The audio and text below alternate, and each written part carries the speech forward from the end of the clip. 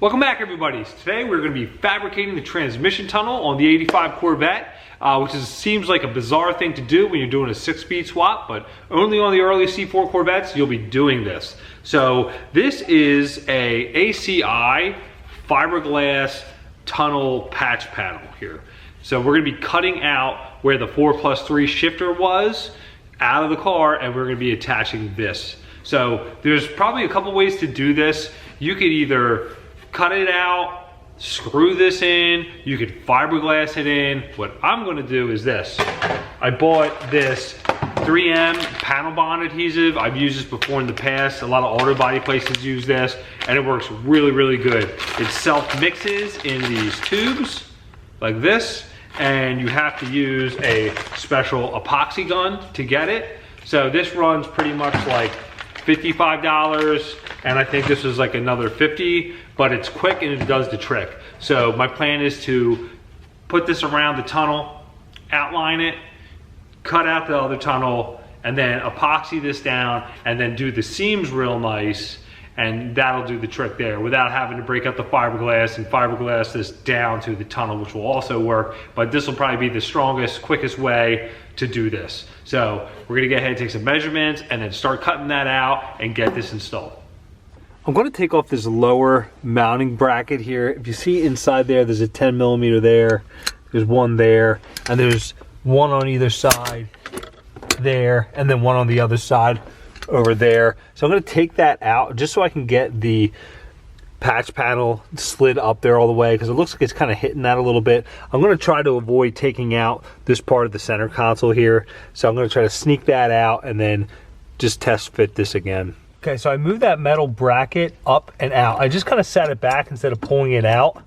So I have this in place here. I just want to show you, when you take this out of the way, you can see the factory seamed area in here, and this almost meets up flush with that there. That's where that's supposed to fit, just like that. And it really matches up well with everything else in here, like that. So it comes in pretty close here. The only concerning issue, which I think I'm gonna trim back, would be right up in here. There is a lip there. I'm gonna trim that back because that metal bracket is gonna sit right on top of that. So I'm just gonna probably trim that back a little bit so that metal bracket fits flush on the floor piece of the tunnel here. So I'm just gonna trim that there and then just kind of trim this little corner here. Okay, so I made a line right there with a straight edge. So I'm gonna just trim this down. And I just got my little cutoff wheel that'll do the job. Okay, so I have it sitting back in here. I also put that metal bracket down. So as you can see, it comes right up to it. And I also drilled out, there was a rivet underneath here just so I could get this thing to sit in here correctly. So now it is sitting in there really nice with that little bit of a notch out of the front there, as you can see. So now I'm gonna just outline it with a marker and then take it away and then make my mark on the inside for where I'm gonna cut. All right, now it's time to use some of this plastic and tape everything off on the inside, just so we can kind of reduce the amount of fiberglass dust that's going to be blown everywhere. All right, so I have the plastic all laid out here. So I have it tucked up into the dash there. I even have this kind of taped off, this whole section here. It's laid all the way across there. I have a blanket down in the back too, just to cover my air ride stuff too. Just because it's really messy, and it can all be cleaned up, but this just kind of cuts down on that. So I want to show you where I have my line there, my cut line, and I ended up using, there's a seam around here that I followed and traced down to there, and then all the way up there. So it's just inside of where the actual patch panel will go. I also taped off the back of my bell housing here, just so no debris or any fiberglass stuff gets inside of where the clutch is. Just want to talk about some cutting options real quick. So I have a couple different saws laid out. So pretty much whatever you have will probably do the trick. These are more like abrasive cutting. You have a whiz wheel, an angle grinder, another cutoff wheel here. So any of that'll work. And then you have like a smaller saw like this. These things work ideal when you're trying to maneuver around tight corners and stuff like that. You could even use a Sawzall or even a reciprocating saw. Whatever you can to get in there to make the cut, whatever you have will work. Okay, so I'm getting ready to cut this out now. So I have my shop vac in here just to suck any extra fiberglass dust that's going to be floating around. I am going to drill a hole right up top here just to start my blade. And I am going to use this jigsaw just because it's kind of a common tool that a lot of people have. And just want to show you that you can just use what you have to get this kind of job done.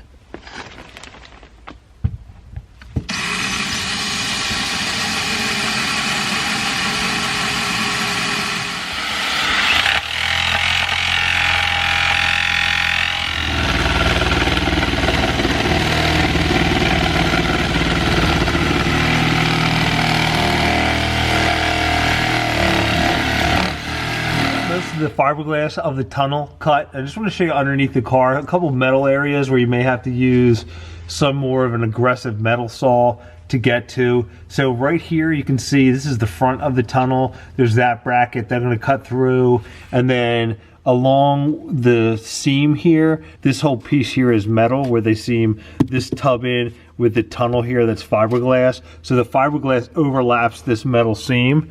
So you have to almost cut down through here just to get back down to this part of where it hits the fiberglass again. So I'm probably going to switch over to my Sawzall now and make this straight cut down and then cut that piece too.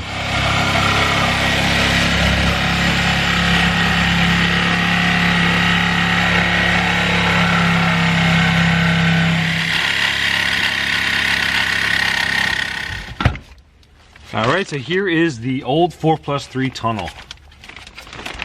Okay, now this is cut out, I'm gonna go ahead and use an angle grinder with a flapper disc on here, and I'm gonna clean up the edge all over here. I'm gonna rough all this smooth stuff up, just so when I put the panel epoxy down, that'll adhere to a roughed up surface.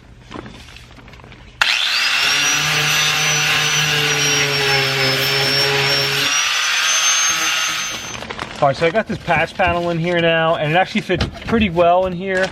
So what I'm gonna do is clean up the edges of this too, and then I'm going to lay some panel epoxy on here and here, lay this down like this, and then I'm gonna actually put a couple screws, like one here, here, and one down here, just to hold it in place while it cures. So I marked a couple spots where I'm gonna put my screws to hold this in place. So I'm gonna just drill them and get all my screws set up, and then I'm gonna epoxy it.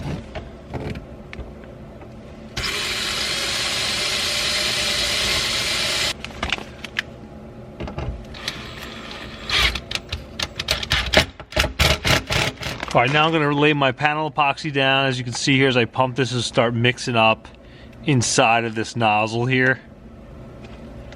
Like that.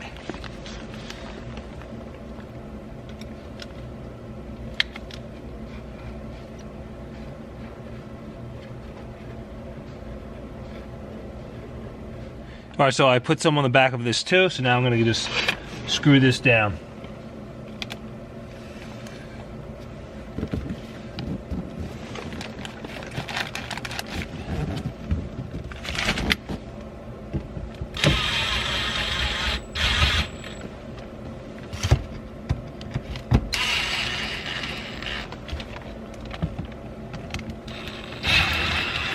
Okay, so while I'm waiting for this to dry, I'm just gonna go in here and just smooth out all these seams in here, like this. And I'll do the same thing underneath too, just so it's a little bit cleaner. All right, so that's what that looks like. I got it all, the seams sealed up, so I'm just gonna let that dry, and I'll show you what it looks like underneath.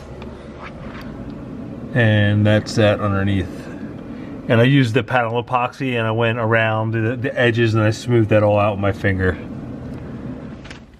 All right, so I pulled the screws out and then I just did a light coat of primer on the top here and actually underneath the car as well. I did tape up the center here and I filled all the little screw holes with the panel epoxy. I just mixed a little up and filled those, so just so there's no holes going through the floor here. I picked up a satin red that kind of matches the color of the floor, just so it looks factory. If you ever pull the carpet up, it'll look like it came from the factory instead of just being some ugly looking color in here.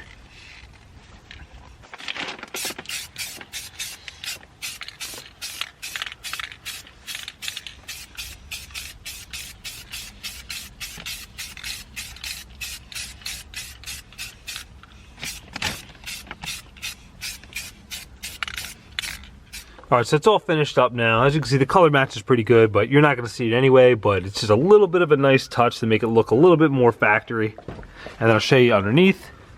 And that's what that looks like there. So it turned out pretty good.